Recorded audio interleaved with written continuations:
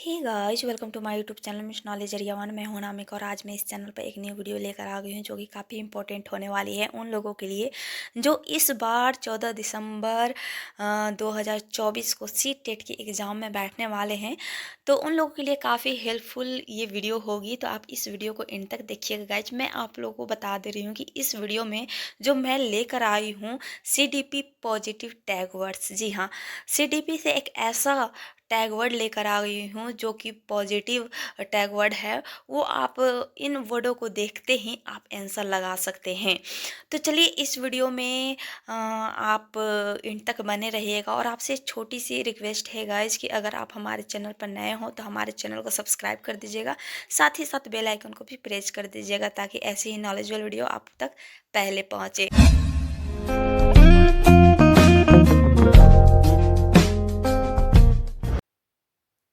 तो गाइज यहाँ पर मैं लेकर आ गई हूँ CTET CDP positive tag word. CTET से रिलेटेड CDP जो हमारा सब्जेक्ट होता है उसमें पॉजिटिव टैग लेकर आ गई हूँ।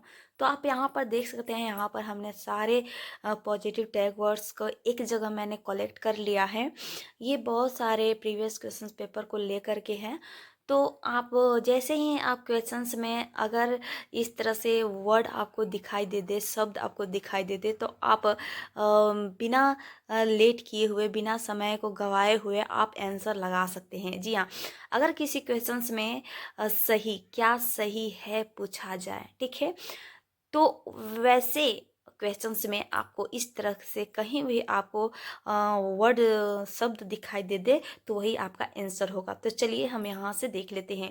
तो यहाँ जो फर्स्ट हमारा जो हमने लिया है वो अपसारी चिंतन है। जी हाँ, डाइवर्जेंट थिंकिंग।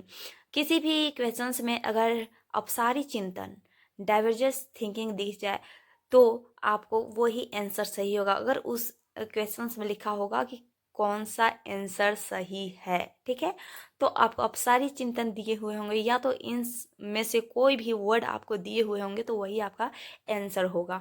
ठीक है, तो देखिए, अपसारी चिंतन डाइवर्जेंस थिंकिंग, अनुरूपक चिंतन एनालॉजिकल थिंकिंग, बाल केंद्रित चाइल्ड सेंटर, अवसर अपॉर्चुनिटी, सक्रिय एक्टिव एंड सहभागिता कोऑपरेशन, समावेशी शिक्षा, इंक्लूसिव एजुकेशन, विविधता का सम्मान एंड डाइवर्सिटी, सर्वांगीण विकास, ऑल ओवर डेवलपमेंट, करके सीखना, लर्निंग बाय डूइंग, प्रोत्साहन, इनकरेजमेंट एंड जिज्ञासा, क्यूरियोसिटी, रचनात्मक मूल्यांकन, फॉर्मेटिव असेसमेंट, सतत एवं व्यापक मूल्यांकन CCE, दैनिक जीवन से जोड़ना या मातृभाषा में शिक्षा।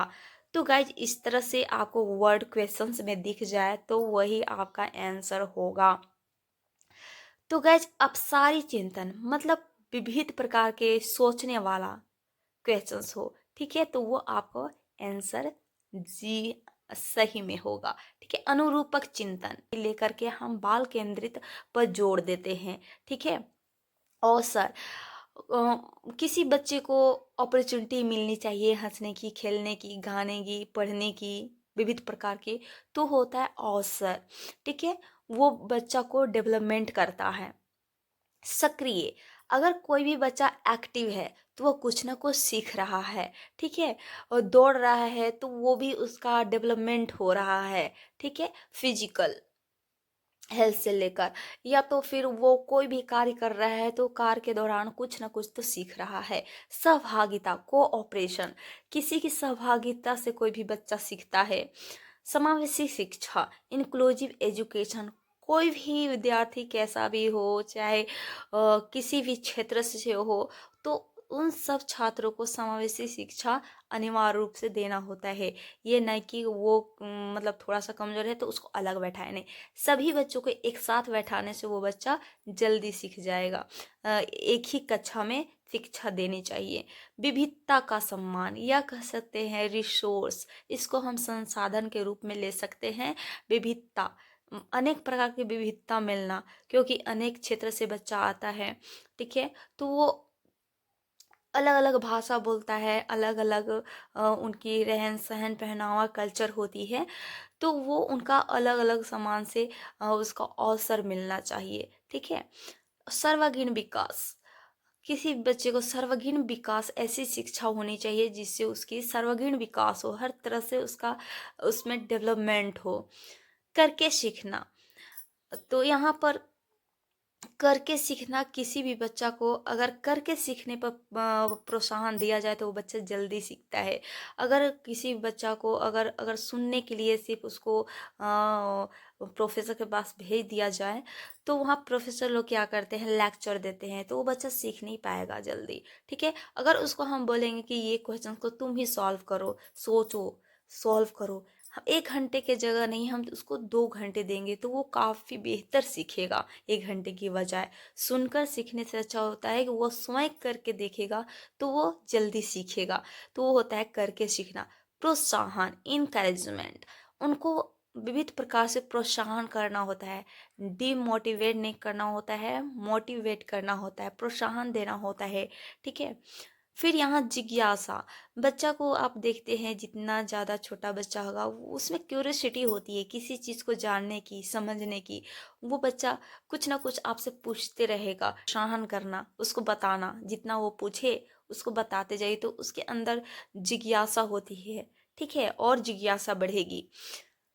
रचनात्मक मूल्यांकन, फॉर्मेटिव असेसमेंट, उसमें रचनात्मक मूल्यांकन होना चाहिए। ठीक है। सतत एवं व्यापक मूल्यांकन, CEA द्वारा सत्य एवं व्यापक मूल्यांकन होना चाहिए। दैनिक जीवन से जोड़ना, कोई भी बच्चे को अगर किसी चीज़ की शिक्षा दे रहे हैं तो ऐसी शिक्षा देना चाहिए, वो उसके दैनिक जीवन को जोड़ करके देना चाहिए, ताकि उसके लाइफ में भी, दैनिक जीवन में भी वो यूज हो सके। मातृभाषा, ठीक है।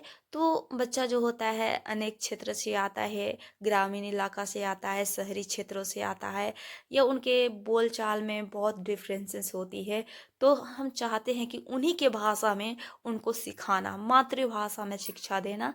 तो इस तरह के वर्ड जो होते हैं गाइज, वो होते हैं पॉजिटिव वर्ड होते हैं, जो कि क्या सही है ऐसे क्वेश्चन में पूछा जाए, तो ये सारे वर्ड अगर कहीं भी क्वेश्चंस में दिख जाए तो आपको वही आंसर होंगे। आई होप कि ये टॉपिक आपको समझ में आई होगी, काफ़ी हेल्प हुई होगी। तो गाइस चलिए नेक्स्ट वीडियो मिलते हैं, तब तक के लिए bye bye, thanks for watching, take care.